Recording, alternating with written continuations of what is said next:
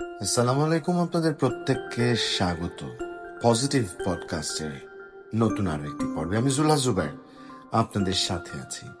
প্রতিদিন আমরা আমাদের জীবনের সাথে সংশ্লিষ্ট সম্পৃক্ত এমন বিষয়গুলো নিয়ে কথা বলবার চেষ্টা করি যা হয়তো আমাদের সকলেরই কম বেশি জানা বা যা আমাদের সকলের কম বেশি উপলব্ধির মাঝে রয়েছে, কিন্তু ওই ব্যস্ততার কারণে অনেক সময় গুরুত্ব সহকারে আমরা পর্যালোচনা করতে পারি না, কিংবা পর্যালোচনা করলেও কিছুটা সময় হয়তো এই সত্যগুলোকে পাশ কাটিয়ে যেতেই স্বাচ্ছন্দ্য বোধ করি আমরা।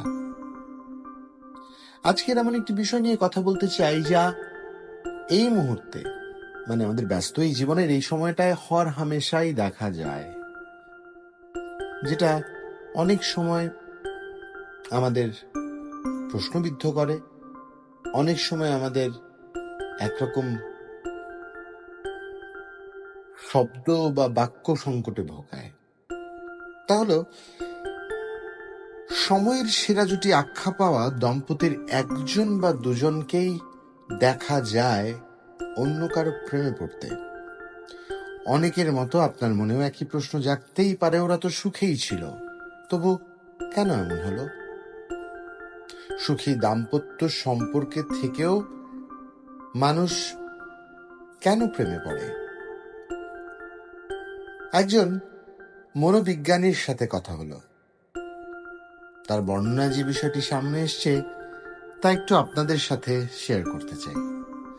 সম্পর্কের এমন রং বদলের নির্দিষ্ট কোনো কারণ সব সময় ব্যাখ্যা করা যায় না, তবে মনের যে অংশটা অফুরান চাহিদা হাজির করে আমাদের সামনে, সেই অংশের কারসাজিতে এমনটা হতে পারে।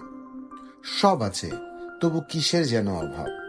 এমন একটা অনুভূতি থেকে কেউ নিজের সঙ্গী ছাড়া অন্য কারো প্রতি আকৃষ্ট হয়ে পড়তে পারেন।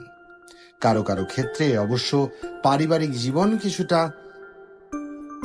মঞ্চনাও কারণ হতে পারে, যা হয়তো সামাজিক পরিসরে অন্যরা জানেন না। তাই এখানে যে বিষয়টি অনুঘটক হিসেবে কাজ করে তা হচ্ছে লাভ হরমোন।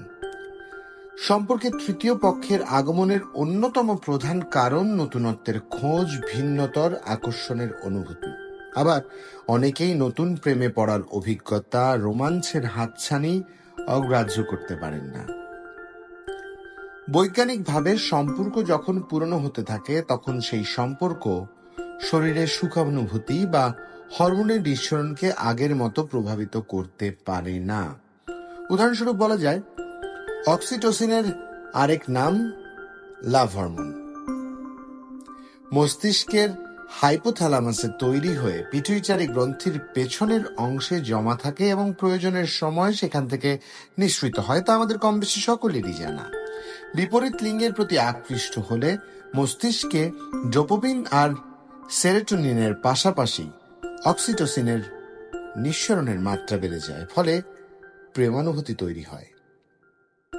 দ্বিতীয় যে বিষয়টি মাথায় রাখা জরুরি তা হচ্ছে মনের মেঘের রং বদল।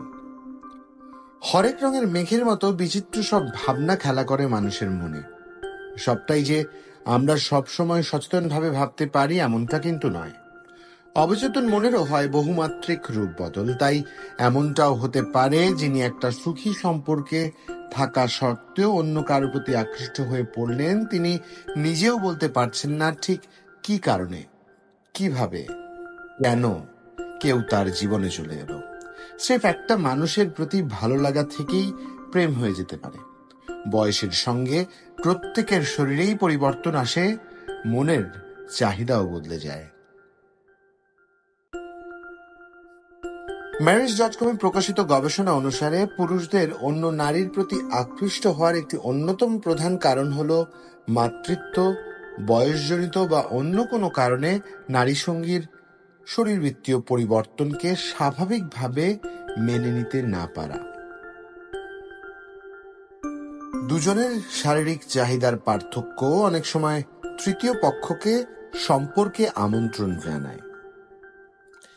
বিয়ের আগে গভীর প্রেমের সম্পর্কেও জড়ান কেউ কেউ। সব সম্পর্কে যে বিয়েতে পরিণত হয় বা বিয়ের পরিণতিতে পৌঁছতে পারে বিষয়টা কিন্তু তেমন নয়। পরিণতি না পাওয়া সেই সম্পর্ক ভুলে গিয়ে অন্য কাউকে বিয়ে করে সাময়িকভাবে সুখী হন অনেকেই। তবে জীবনের কোনো এক মোড়ে দাঁড়িয়ে তিনি হয়তো পুরনো সম্পর্কের নস্টালজিয়ায় ভুগতে পারেন। যদি তার প্রাক্তনের সঙ্গে সাদৃশ্য রয়েছে এমন কারোর সঙ্গে পরিচয় হয়, তাহলেও তিনি নতুনভাবে এই মানুষটির প্রেমে পড়তে পারেন। আবার অনেকে তো সরাসরি প্রাক্তনকে মন আর সামাজিক যোগাযোগ মাধ্যম থেকে আনব্লক করে নতুন করে সম্পর্কটা চালু করেন। অতীতের ছাপ এভাবেও পড়তে পারে বর্তমানে। সময়ের সঙ্গে যে কোনো সম্পর্ক এগিয়ে চলে। সম্পর্কের গতিশীলতায় তাল মেলানোটা জরুরি। সময়ের সঙ্গে সংসার সন্তানের দায়িত্ব বাড়লেও জুটি হিসেবে দম্পতির প্রাণবন্ত থাকাটা জরুরি। কর্মব্যস্ত দিনের শেষে ক্লান্ত হয়ে যদি একজন রোজই ঘুমিয়ে পড়েন চটজলদি, তাতে তো অপরজনের অভিমান হতেই পারে। দুটি কথা কিংবা একটু আলতো স্পর্শ থেকে যদি নিজেকে বঞ্চিত অনুভব করেন কেউ, তাহলে জমতেই পারে অভিমানের মেঘ। যে কোনো একজন দাম্পত্য সম্পর্ককে ফর গ্রান্টেড হিসেবে নিলে অপরজন তৃতীয় পক্ষের শরণাপন্ন হতে পারেন। এমন অবস্থায় কেবল একটু কথা বলে মন হালকা করার জন্যও যদি তৃতীয় কারোর সঙ্গে মিশতে শুরু করেন, তাহলেও কিন্তু মনের অজান্তেই বোনা হয়ে যেতে পারে প্রেমের বীজ। এই মেলামেশা বা নিছক বন্ধুটি ভার্চুয়াল জগতের হলেও কিন্তু গড়ে উঠতে পারে নতুন প্রেম। জীবনে চড়াই উতরাই যতই আসুক, সম্পর্কের স্থিতিই প্রত্যাশিত। তাই সম্পর্কের প্রতি যত্নশীল হওয়াটা উভয় পক্ষেরই কর্তব্য। সম্পর্ক একটা গাছের মতো, নিয়মিত যত্ন নেয়ার কোনো বিকল্প নেই। তবেই সেখানে মৌসুমের সঙ্গে গজাবে নতুন নতুন কুড়ি, ফুল, ফল। যে প্রতিশ্রুতি নিয়ে দুজন মানুষ একটি সামাজিক সম্পর্কে আবদ্ধ হন, সেই প্রতিশ্রুতি ভুলে যাওয়াটা অন্যায়। সঙ্গীর ছোট ছোট ভালো লাগার কাজ করতে উদ্যোগী হওয়া প্রয়োজন। আর মনে তৃতীয় কারো ভাবনা এলেও নিজেকে নিয়ন্ত্রণ করতে শেখাটা জরুরি। তৃতীয় সম্পর্কটাকে মাত্রার ভিতরে রাখার নিয়ন্ত্রণ আপনার থাকতেই হবে। প্রয়োজনে মনের চিকিৎসাও করাতে পারেন। মনে রাখবেন, খুব সহজেই আপনি আপনার অবস্থান থেকে ব্যতিক্রম কিছু করতেই পারেন।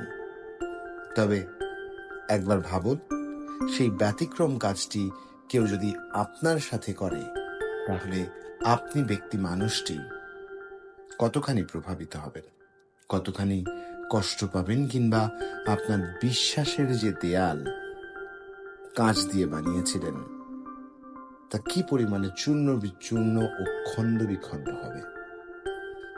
যদি উপলব্ধিটি অনুভব করতে পারেন, তবে আপনার জানা হয়ে গেছে আপনার কি করা উচিত। আজ এ পর্যন্তই। অপ্রিয় কিছু কথা হয়তো বলেছি, তবে এমন কিছু বলবার বা এমন কিছু আপনাদের সাথে শেয়ার করবার চেষ্টা করেছি যা হয়তো জীবনে চলার পথে কোনো না কোনো ভাবে একটু হলেও ইতিবাচকতার স্পর্শ জুড়ে দিয়ে যাবে। আজ এই পর্যন্তই। ভালো থাকবেন, নিরাপদে থাকবেন, সম্পর্কগুলোকে তার মর্যাদা দিতে এক বিন্দুও কুণ্ঠাবোধ করবেন না।